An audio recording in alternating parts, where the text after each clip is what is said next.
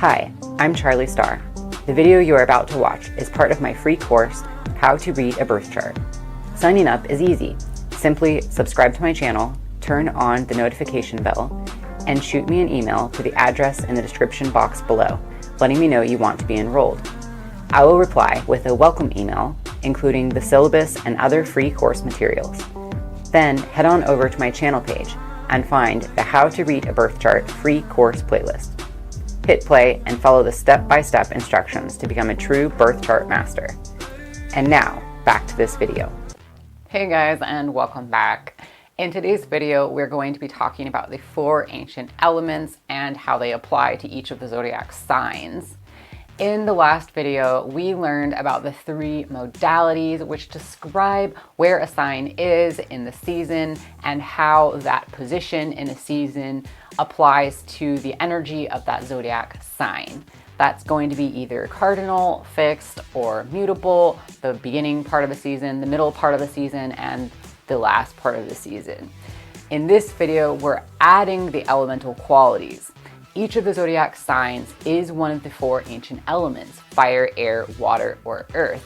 And that adds another layer to understanding the zodiac quality of that sign, having a complex understanding of these different zodiacal signs. This is really foundational to understanding the astrological wheel. If you're not already familiar with the ancient elements, the 4 ancient elements are not the same thing as the periodic table of elements. With the ancient elements, we are describing a particular quality of energy. In this video, we're going to be first looking at the fire signs: Aries, Leo, and Sagittarius. Next, we'll be looking at the earth signs: Taurus, Virgo, and Capricorn. Third, we're going to be looking at the air signs: Gemini, Libra, and Aquarius. And finally, we'll be looking at the water signs: Cancer, Scorpio, and Pisces. If you're taking my course, now is a good time to pull out your flashcards so that you can add the elements to your zodiac sign flashcards. Okay, so here we have the zodiac wheel once again. Just a quick recap. We have Aries, Taurus, Gemini. This is our cardinal, fixed, and mutable spring. After that, we have Cancer, Leo, and Virgo. This is our cardinal, fixed, and mutable summer. Cardinal, fixed, and mutable fall. We have Libra, Scorpio, Sagittarius. Then we have Capricorn, Aquarius, and Pisces for the winter months. Cardinal, fixed, and mutable. Okay, so that's just the recap from our modality video. And now we're talking about the elements and adding the qualities of the ancient elements to the wheel. So let's start with fire. So the first sign in the zodiac wheel is Aries. This is our fire sign. And then the second fire sign we have is Leo and Sagittarius. So this is going to be true of all the signs. There's 12 signs, so there's 3 modalities. So there's always going to be 4 signs that have the same modality. And for the elements, there's 4 elements. So there's always going to be 3 signs that have the same element. So the 3 signs that have the same element fire are Aries, Leo, and Sagittarius. Okay, so let's start with Aries. So Aries is the first. In the last video, we talked about Aries being the seed. A good analogy for understanding Aries as a fire sign is a lit match. This is analogous to the seed, right? Because this is talking about potent life energy. And it's also talking about potential potent life energy. The seed, the matchstick, you light the match and it's hot and it burns bright. But if it doesn't immediately go to a source that can feed it and grow it, it's going to die, right? So if the seed needs this fertile soil of Taurus, the match needs more fuel than just the matchstick, right? But a lit match is bright, it's warm, it provides a hot flame, it's the start of something, it's the promise of something, it's the optimistic beginning, and this is Aries. Okay, so then moving on to Leo. Here we go. Leo. Leo is also a fire sign. So fire for Leo, Leo is a fixed fire sign, right? So if remember, Aries is a cardinal sign. Cardinal is growing in a direction. The match needs to grow into a bigger fire. Otherwise, it's going to die. Leo is that bigger fire because Leo is a fixed fire sign. It's ruled by the sun, which we'll get into later. But as a fixed fire sign in the heat, the middle of the summer, this is a good representation of this would be a bonfire. Okay, so this is, or just think of the sun in and of itself. It's a ginormous burning ball of gas. There's tons of fuel, there's tons of light, it's in full force, it's huge, luminous, bright, hot, and yeah, there you go. That's the fire sign of Leo and the quality of fire that it has. Sagittarius, so I used to liken Sagittarius to a forest fire where I essentially was like, this is like a forest fire because this is a mutable fire.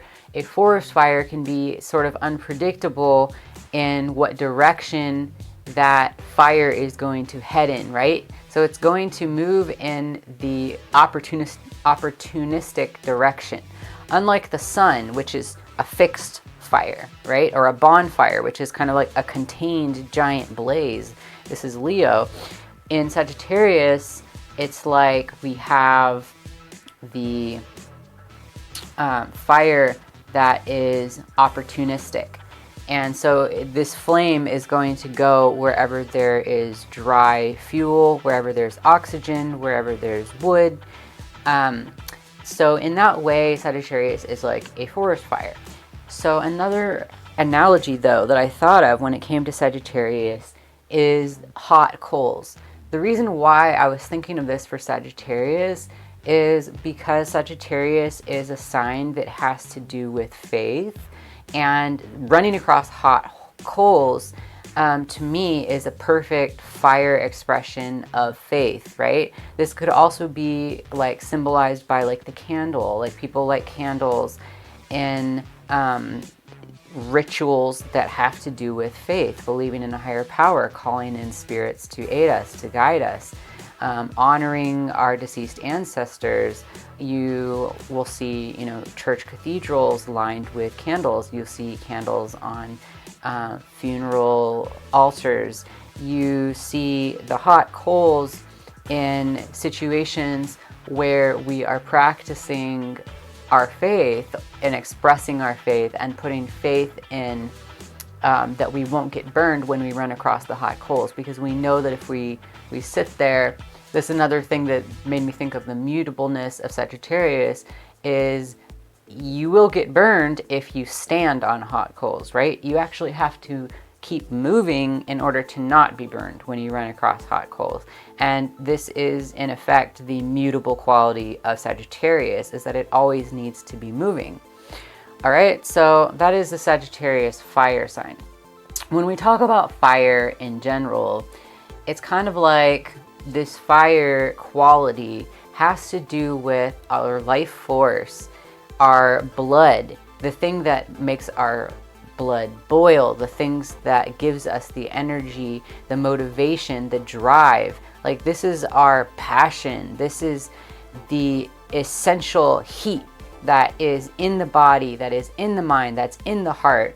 This is the heat that is our life force, right? If we don't have the heat, we're not alive. What do we have worth living for? That's the thing that makes us hot, makes us warm, makes us energized. In physics, heat is actually energy. Heat is actually something that is moving quickly. So to have the opposite of fire is like apathy, lack of motivation, no energy, right? So it's kind of like cold equates to death. Heat equates to life. So that is the energy of the fire signs. And when you think about a person expressing their fire sign, this can make a person who has a lot of fire in their chart, they're going to be really a lot of the time these people are very spirited, right? Fire equates to the spirit quality. Spirit, not talking about ethereal or meta sense of spirit, but spirit as in energetic, passionate. You know, these people may have a high libido. They may be hot-headed. They may be opinionated. They may be aggressive, confrontational, direct. This would be especially Aries qualities. You know, Leo qualities here might be they're a very warm person, right? They're very generous person. This is the sun giving us life.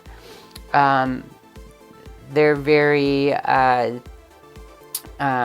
Sagittarius fire. This is very inspirational. This is very ambitious. This is, you know, all the fire signs, they share a drive. They share a passion. They share a inspirational vitality that draws people to them with their heat, with their warmth, with their passion and their zest for life. Okay, I think that's enough for the fire signs for now. I will put a link up into the corner of this video where you can see the link that I have for videos on the 3 fire signs, Aries, Leo, and Sagittarius, in more detail. Let's move on to the earth signs.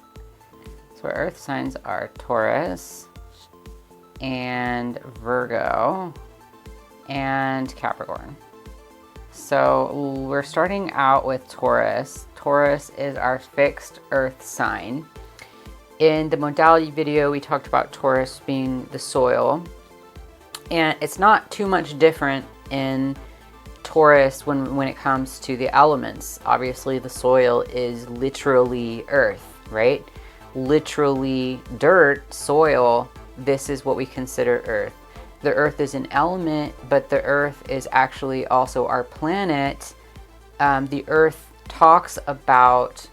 element talks about the physical, tangible quality of our physical experience on this physical planet, which we call Earth.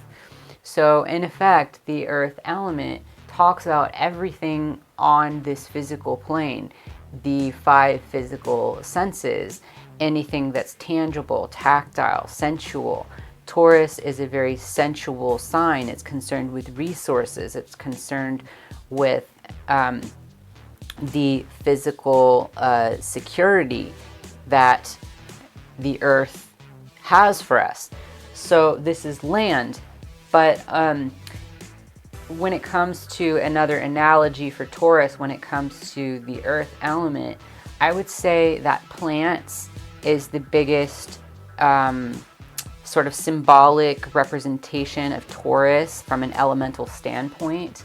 The plants are part of the earth, part of the soil, and also part of how Mother Earth provides for us with resources.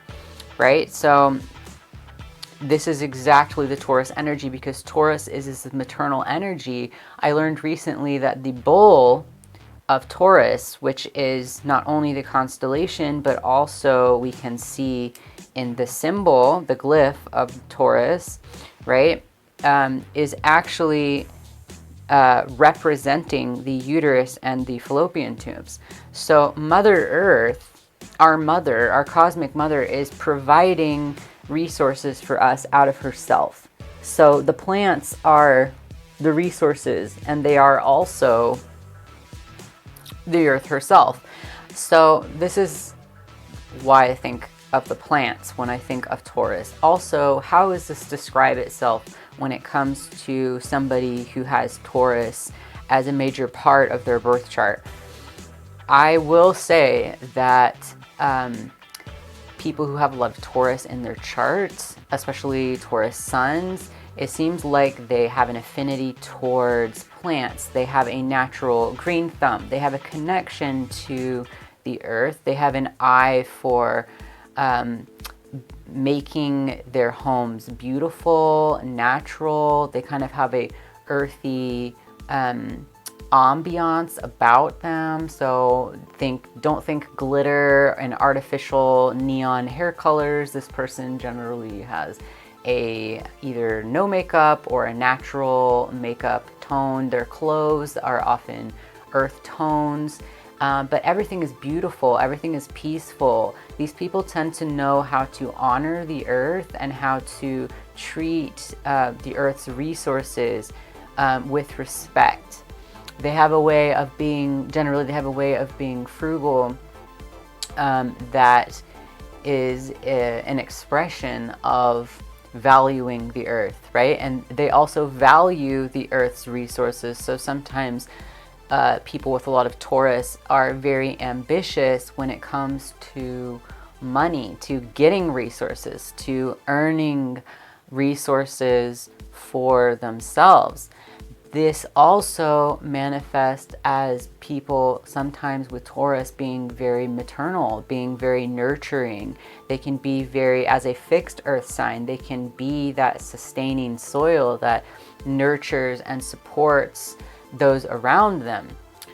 Also, Taurus as an earth sign is very tactile, right? This is very concerned with the physical senses. So depending on the placement of this, people, particularly if they have, like, say, Taurus is midheaven, these people like to work with their hands. They like to create. They like to build things. Taurus is the builder in the sense that this is creative earth. So these people often enjoy making things. Think construction workers, think hobbyists, wood burners, carpenters,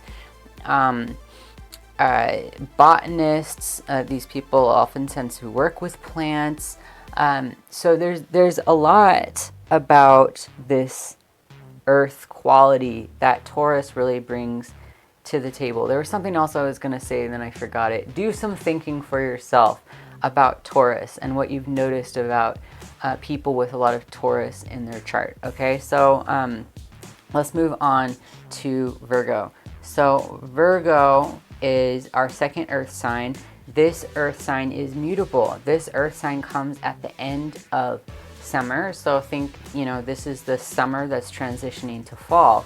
And when we think about Earth is a very dense, tangible substance, but this is a mutable sign. So it's not grounded into the earth, into the literal earth like Taurus is. Taurus is a fixed earth sign. So this is the plants. The plants root themselves into the ground and they don't move at all. The soil, for the most part, isn't going to move around unless we move it around, right? But Virgo is a mutable earth. So what is earth that moves? Well, it's our bodies, right? We literally have physical bodies. We are borrowing this earth substance. We're borrowing from Mother Earth in order to clothe ourselves in her substance, right? But we are moving around. We are spirited creatures. We have feet, and our feet do not root themselves into the earth. So the best expression of Virgo as an earth sign to me is the human body. This, you will see, have a huge impact on how Virgo expresses itself. People with a lot of Virgo. Okay, I have a friend who's a Virgo who is a dancer. I think that's a very, very, very beautiful expression of Virgo. This is this animated, moving earth. The delight, the joy in moving our body, in experiencing having a physical body, right? So the other thing here too is that Virgo, depending on where somebody has the Virgo in their chart, this can make somebody very focused on or dealing with issues related to the body. Okay, so I've seen a lot of people with Virgo have a lot of health problems. that are sort of front and center to their life experience. Sometimes these people are fitness trainers, they are nutritionists, they work in healthcare, they have lifelong illnesses, or they work with people with physical disabilities, or they have a physical disability. I mean, it doesn't necessarily have to be something is suffering. It's just that the issue of health, the issue of having a physical body, the issues of nutrition, the issues of exercise, anything pertaining to the human body, I've noticed to be front and center for people with a lot of Virgo energy. When somebody has Virgo as their rising sign, this can make them very analytical and very observant to tangible issues, because this sign, we'll get into the planets later, but the sign of Virgo is ruled by an air planet. So, air is a much more animated, much more fluid, and also a mental element, right? So this has to do with the mind applying itself to the physical things. So this makes Virgo very critically minded. This makes Virgo very analytical, very much into problem solving. This gives the ability to observe very thoroughly and in a very detailed fashion what's going on in the tangible world. So this is the sign of scientists. This is the sign of problem solvers, analysts. This is very intelligent and very practical. Okay, that's enough about Virgo for now. So let's go down to the third earth sign, which is Capricorn. So Capricorn is our cardinal earth sign. This is the first month of the winter. And in the last video about the modalities, we talked about Capricorn being the harvest, right? So we talked about this being the sign that works really hard in preparation for the winter months, storing the food so that we have something to eat throughout the winter and something to survive. So this is the forward-thinking aspect of Capricorn. As an earth sign, obviously we can see how the harvest really has to do with the earth. So once again, this sign is focused on the resources and preparing for the future so that we have those resources when we need them in later times. And so that those, our descendants and the people around us have something to depend on in later times. So this associates Capricorn with the father element, with the father quality, with the fathers traditionally being the providers, the ones that goes out and works for that physical provision. So as an earth sign, I think a good analogy for this as an earth sign would be like the mountains or the cliffs. So we do have the goat associated with Capricorn, and the mountain goat specifically. You're climbing to the top of the mountain. So I do think the mountains and the cliffs are a good representation of this earth sign. Okay, let's move on to the air sign. Before we move on to that, I do want to just say really quick about the earth. The earth is going to be, in general, the most dense, the most fixed, the most immovable quality. The earth quality as an element retains intention. The other elements, particularly air, and then in order of this would be air, fire, water, and then earth, goes in order of most to least flexible or easily moved, right? So when you think of the air, you think this is people's thoughts, this is people's words. These are quickly formed out of ether, out of essentially nothing, the most subtle. And then those words turn into, say we have a motivation for it, a life spark. So this would be like the fire. And then that fire then turns into the creative energies, which is the water, which then evolves into the physical, tangible earth quality. Okay, just putting that out there. I have a link up in the top of this video for the earth signs, so you can watch that video to get a more thorough understanding of each of the earth signs. I go into them in more detail in that video. All right, so next we have the air signs.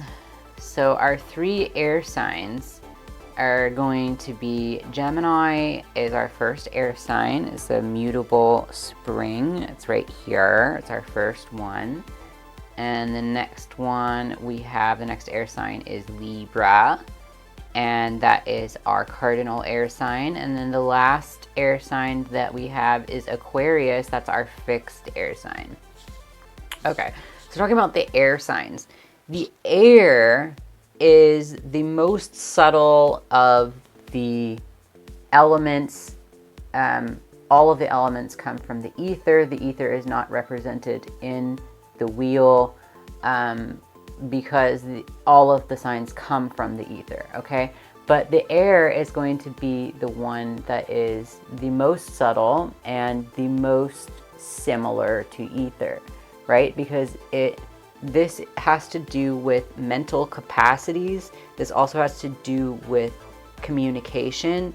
It has to do with wind. So when we think about wind, wind is a subtle but powerful force that partners with other qualities in order to create things. So we don't see the wind and we don't see our thoughts, but we can recognize that they are powerful forces.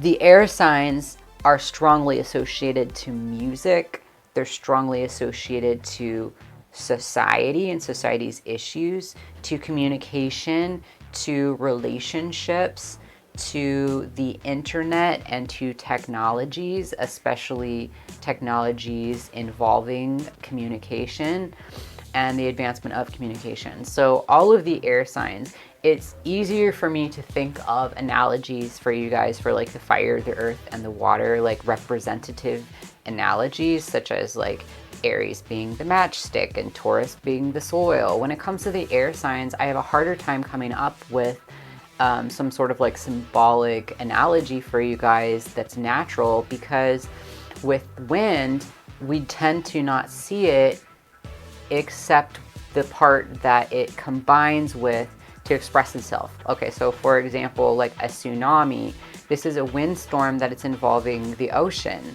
right? So it's also has another element. It has the element of water. Quality of air is invisible or appears subtle, but it's actually very powerful. So starting with Gemini, this sign, it has to do the most with communication of all the signs, just communication in general. I feel like a good sort of image to give you guys for Gemini, this is what I always think of as the telephone operator. Because I always imagine with Gemini, there's all these incoming, because this is a mutable air sign. So not only is it air, but it's also the most flexible air sign of all, right? And there's all these incoming messages, and the phone, there's, you know, maybe 20 lines ringing off the hook, and the telephone operator is having to answer each phone call and then hooking it up to the right place, right? Like, hi, where are you calling from? Okay, let me connect you over here. Okay, where are you calling from? Let me connect you over here. So Gemini essentially has the ability to receive a lot of incoming stimulation and then quickly organize and categorize that information. This makes Gemini one of the major signs associated with music. if you think of a melody, this is air that is sort of dancing all over the place. This is learning, but it's learning not in a sense of mastery, which would be more Sagittarius, Gemini's partnership sign, but it's learning quickly, learning practically, learning on the fly, learning a trade, learning a language, learning what you need to get by, learning lots of different things from many different places. So this is our mutable air sign, Gemini.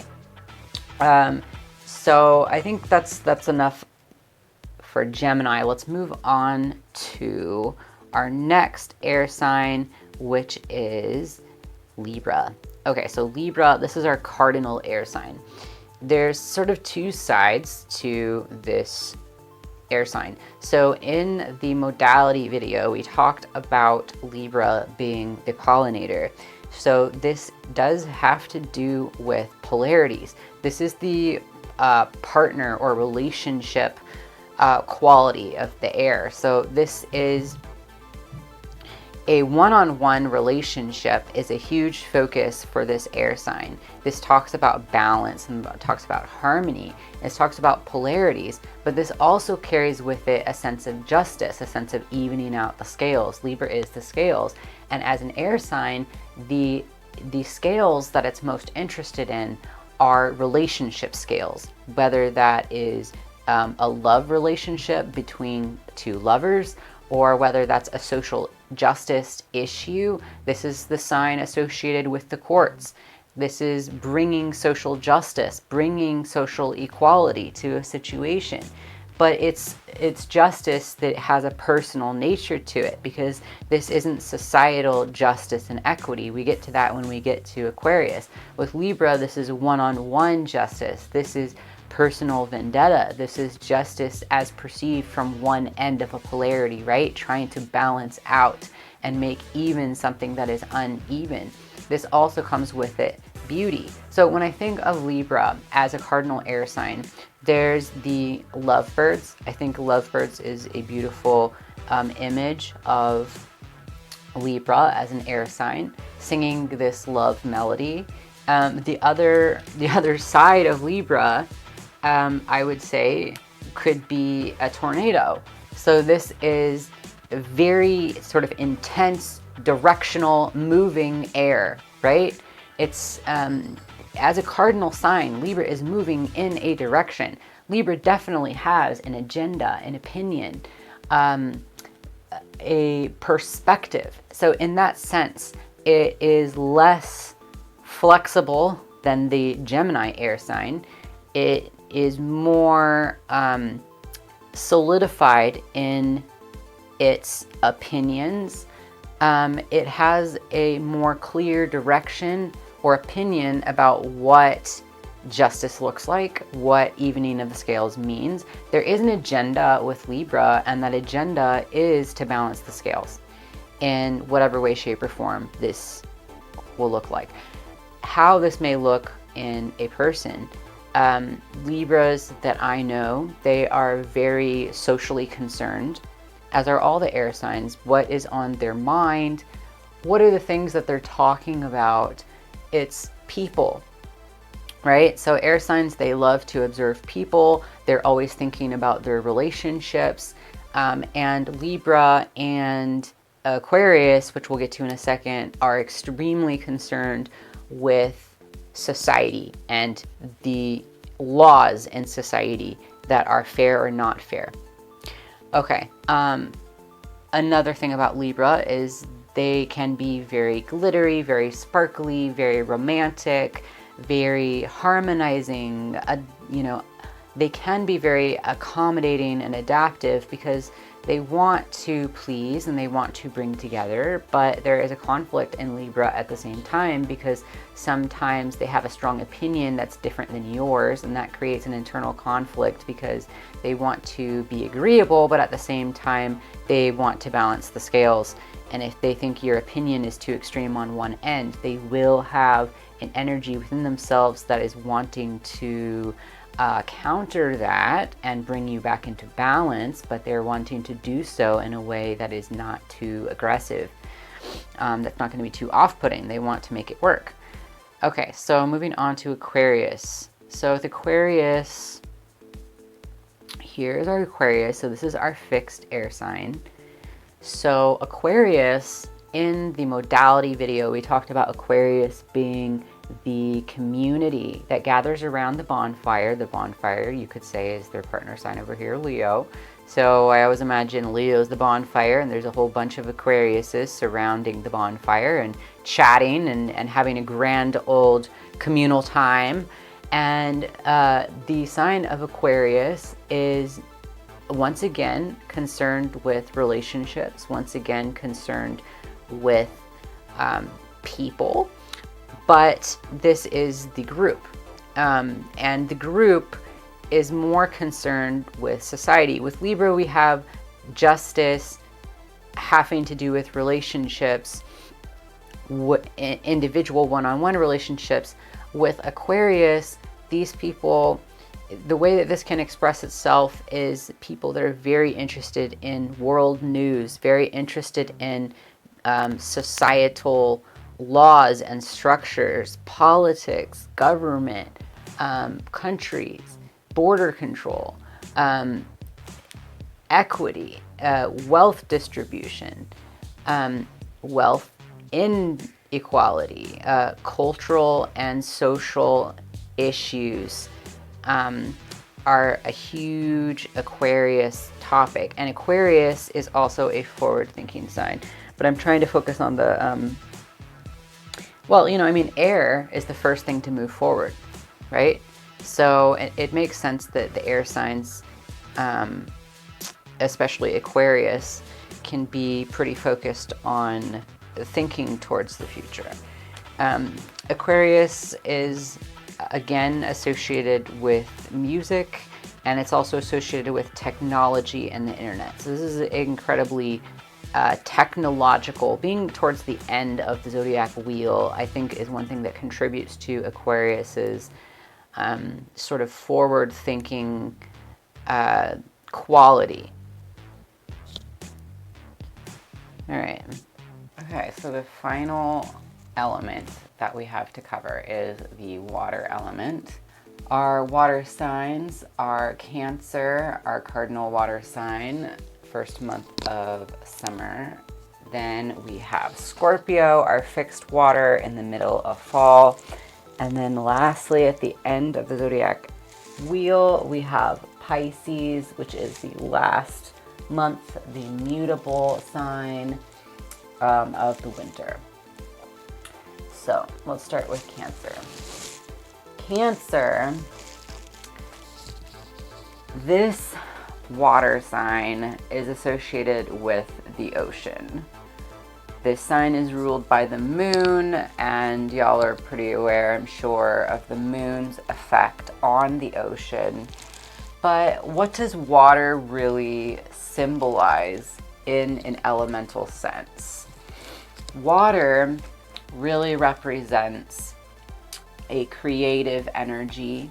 It's also a very intuitive energy. It's a sensing energy. It's a feeling energy.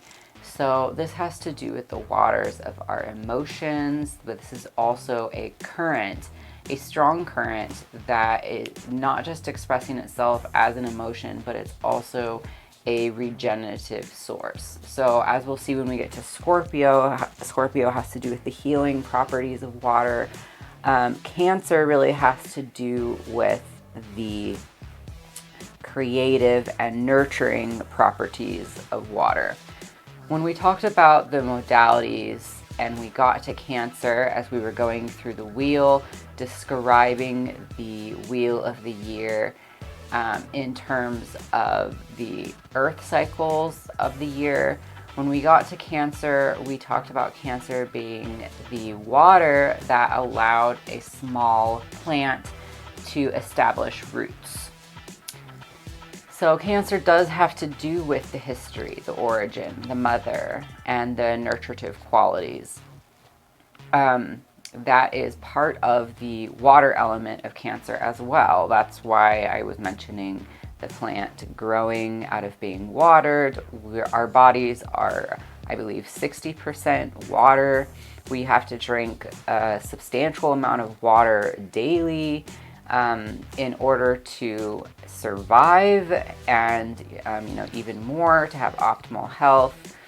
Water cleanses us, water nourishes us, water sustains us, and water, we come from this sac of water in our parents' womb, right? So before we're born, we are actually created in a sack of water.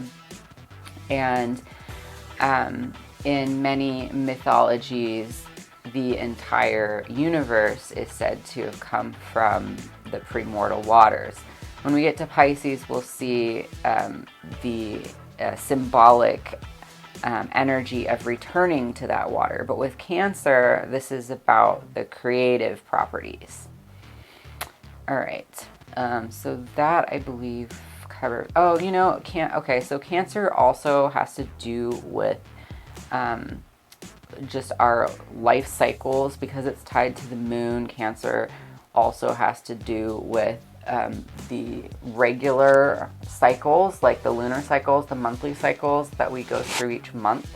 So once again, this is tied to fertility and the monthly cycles of ovulation, and the menstrual cycles and the ovulation cycle.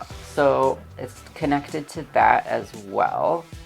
This also has to do with water. The moon is likened to an ovary. So here we have this Cancer sign. Now, if you are a person with a lot of Cancer in your chart, what is this gonna look like? So as with all the water signs, anybody with a lot of water in their chart is going to be a highly sensitive individual. Now, what do I mean by that? Because some people would take offense to that word. What I mean is just exactly that. You are highly attuned to energy and energy waves, because, like, once again, water is the creative force. So that means that in any given situation, you are going to have an amplified experience of the undercurrents of whatever is happening. So somebody with a lot of air in their chart, they may be mentally processing whatever is going on, and their emotions are relatively suppressed, or their awareness of other people's emotions in the room are potentially repressed. They're more picking up on what's being said. Somebody who has a lot of earth in their chart, they may have a high level of awareness to the physical surroundings, and people's body language may be big cues for them as to what's going on. With somebody with a lot of water in their chart, what they're really picking up on is literally the energy, the emotion, the feeling that's coming from a person, that's coming from a room, that's coming from music. Cancer is a sign I've noticed time and time again. People with a lot of Cancer in their charts are very attached to music. They love music. Music is an incredible way for them to express and release their emotions, because Cancer, not only being sensitive to the emotions and the energies in the room and highly aware and affected by them, they're also highly affected by the lunar cycles, and they're also needing a lot of emotional release. So emotion is essentially, it's not something that belongs to anyone. It's something that is meant to run through us and run out of us. So when we store that emotion and we don't release it, then it can cause buildup. It can cause problems. So Releasing that emotion is very, very important to the Cancerian individual, and music is one such outlet that allows them to do this. So moving on to Scorpio, when we get to Scorpio as a fixed water sign, the best analogy for Scorpio as a fixed water sign would be a frozen over lake. So it's cold, and because of the extreme conditions, the water has iced over as a protective layer to the biological life beneath the surface of the lake. Transformation, it has to do with rejuvenation and healing. So this sign is ruled by Mars, and Mars is the warrior in Aries, and when Mars gets to Scorpio, this is Mars has gone off into battle and had become wounded. So we think of the frozen water as also a scab over a wound that is in the process of healing. So what the effect that this can have on somebody with a lot of Scorpio in their chart is that there's a lot that's going on beneath the surface. They may have a very stiff or not see-throughable exterior. They have a very intense energy, but it's not always clear what's going on. I'm always sensing, as somebody with significant water placements in my own chart, I always feel that there's a lot going on with Scorpio that they're not saying. So this has to do with the water being the frozen element, this being a fixed water sign. There's a lot that's going on underneath the surface. So Scorpio does also have to do with secrecy, and has to do with the hidden things. And sign water is the rejuvenative property. So water does have healing properties, and this sign really does have to do with healing. Okay, so then when we get to Pisces, Pisces is the last sign in the zodiac wheel. It's not just the last water sign, but it's the last sign, period. The next sign after Pisces is going to be Aries, which we're starting over the circle. So with Pisces, this sign is strongly linked to death. And the sign here for Pisces is the fish. We have a fish moving upwards and a fish moving downwards, and this represents reincarnation, and it's kind of also representing, just in general, the properties of creation and destruction. And Pisces largely has to do with, although Pisces can be a very, very creative sign, all the water signs are very creative, Pisces has to do with the destruction element. And the way that it does this is through dissolving. So this has to do with things. The nature here with Pisces, I've noticed in a lot of people with a lot of Pisces placements, is that this is a mutable water sign, right? And so it's adaptable, it's flexible, and it's what's adaptable and flexible a lot of the time has to do with reality, has to do with perception, because reality is what the water creates, but it's what is being dissolved in the sign of Pisces. So this makes a person with a heavy Pisces placement in their chart, they're going to be able to see a lot of different perspectives, a lot of different realities. This makes Pisces very, potentially very psychic. This can also make Pisces mentally unstable, because their reality is much more fluid than any of the other signs. This also makes them very compassionate, because they're able to see and relate to everybody's reality and everybody's perspective. Yes, this can also, well, we could say a lot more about Pisces, but keeping it to the element elemental property of the Piscean waters. This has to do with death. That's the most basic thing I could say about it. Yeah.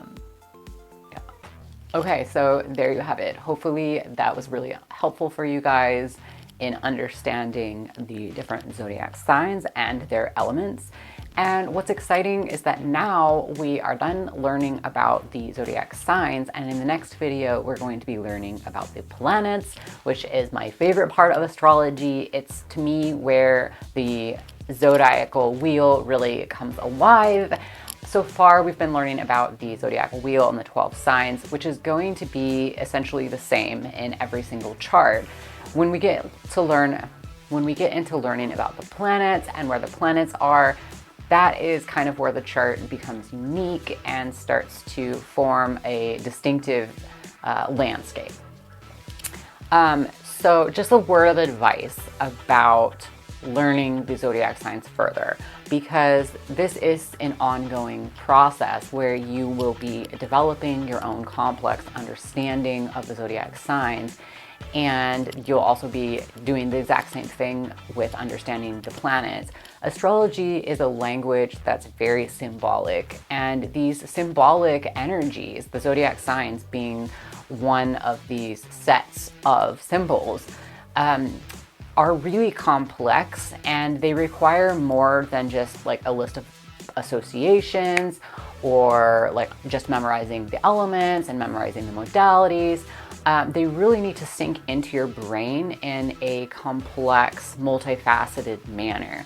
One method that I really recommend that you guys do with this is, if you aren't familiar already with the elements, start thinking about different parts of your life, different things throughout your day, noticing what those things are, and then doing kind of like a mental exercise of like, what element is this describing? So for example, if you're texting your friend, you might be thinking, okay, well, the act of texting, what element would that be? Oh, maybe that's air, because that's communication across a multimedia platform, right? Or if you are, I don't know, like maybe you're going to sleep and you had a really nice dream and you're thinking about, I wonder what element the dream world would be. Is this water? Is this air? Like, what is the elemental expression of different experiences that you're having? This will give you a better understanding of the elements, and you can do the same thing with the zodiac signs. For example, if you are learning about astrology, for example, you might think, I wonder what sign that the topic of astrology is really best represented by. Maybe it's Scorpio, it's the occult. Maybe it's Sagittarius. This is a higher learning, asking bigger questions. The Centaur, reaching for the stars. Do your own sort of thoughts experiments. That would be a piece of advice that I have for you to sort of deepen your understanding. The second thing that I would recommend is that you form your own associations with the signs based on something that is already familiar to you. So an example of this could be deciding what animal you might associate with each of the zodiac signs. When you think about the modalities and the element and the different ways that I have given you to sort of think about these different signs, you might think to yourself, I wonder what animal that would be. So for example, you could have birds be the air signs, and if you have an understanding of different birds, maybe there are different types of birds that you think would best represent Gemini, Libra, or Aquarius. If you have like the earth sign, of course, Taurus is already the bull, but you could come up with different animals that represent each of the signs that might help you understand the signs more. If you are into plants, botany, maybe you could associate each of the signs with a particular plant. Astrobotany is its own field, so there are a bunch of different plants that are associated with the planets and the signs. So if you do a little bit of Google searching and that resonates with you, you're like, oh, okay, right. So the marigold, Leo, or the sunflower, Leo, this makes so much more sense, and it helps you understand the sign of Leo better, that is another, thing you could do. If you work in the medical profession or maybe the health and fitness, you can look into the different parts of the body that each of the sign rules, and this can help you get a better understanding of it. So for example, Pisces is the feet, Aries is the head, just making different associations like that. There are so many different ways that you could do this. What my suggestion is ultimately boiling down to is find a specialty that you are already quite familiar with, and then build an association of the zodiac signs based on that to help you integrate and understand each of the zodiac signs in a deeper and more complex and personally meaningful way. Okay, you guys, I really hope this video was helpful. If it was, please give it a thumbs up so that YouTube shares it with more people. And I look forward to talking about the planets with you guys in the next video. Stay tuned.